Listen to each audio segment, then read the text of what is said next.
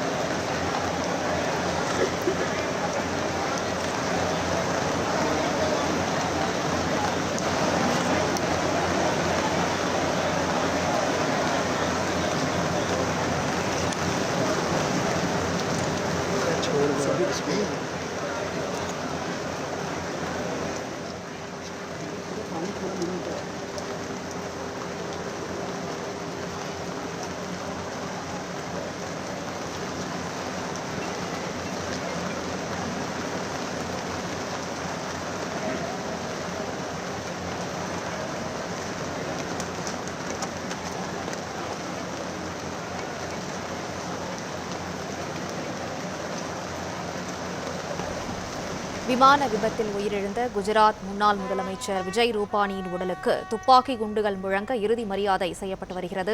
கூடுதல் விவரங்களை செய்தியாளர் ராஜகுமரன் வழங்க கேட்கலாம். ராஜகுமரன், விவரங்களை சொல்லுங்க. அகமதாபாத் விமான விபத்தில் குஜராத் மாநிலத்தினுடைய முன்னாள் முதலமைச்சர் விஜய் ரூபானியும் உயிரிழந்திருந்தார். அவருடைய உடல் நேற்றுதான் அடையாளம் காணப்பட்டிருந்தது.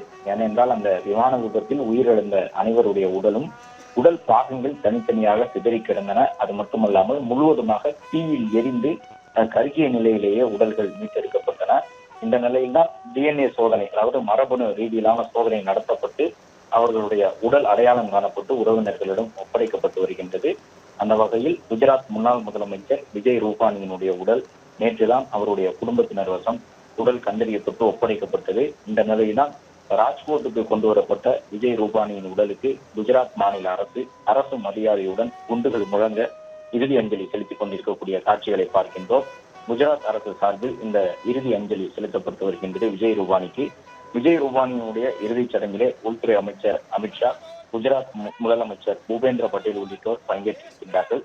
ஏற்கனவே பிரதமர் நரேந்திர மோடி விஜய் ரூபானியினுடைய இல்லத்திற்கு நேரடியாக சென்று அவருடைய குடும்ப உறுப்பினர்களை சந்தித்து தன்னுடைய ஆறுதலை பிரதமர் தெரிவித்திருந்தார். 2 நாட்களுக்கு முன்பாகவே விஜய் ரூபானியை பொறுத்தவரை பாஜகவில் மூத்த தலைவர்களில் ஒருவராக இருக்கக்கூடியவர். ஆரம்ப காலகட்டத்தில், அதாவது RSS, ஜனசங்கம் உள்ளிட்டவை எல்லாம் செயல்பட தொடங்கிய அந்த